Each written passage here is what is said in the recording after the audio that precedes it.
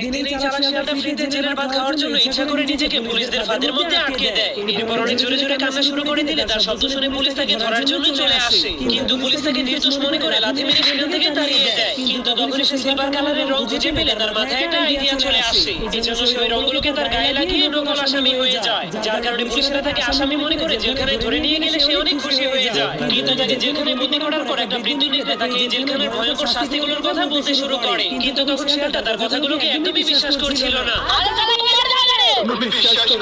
এজন্য বৃদ্ধ নেতাটা সবাইকে বাঁচানোর জন্য লোহার মাধ্যমে চাবি বানিয়ে সবাইকে জেলখানা থেকে মুক্ত করে দেয়। কিন্তু সেই পাগল শিয়ালটা জেলের সরকারি খাবার খাওয়ার জন্য নিজেকে আবারও জেলখানার মধ্যে বন্দী করে দেয়। কিন্তু এরপর সে যখনই দেখতে পায় পুলিশরা তাকে কুপিয়ে মারার জন্য ধারালো কুড়াল নিয়ে তার দিকে আসতে শুরু করেছে, তখন সে অনেক ভয় পেয়ে জেল থেকে পালাতে শুরু করে দেয়।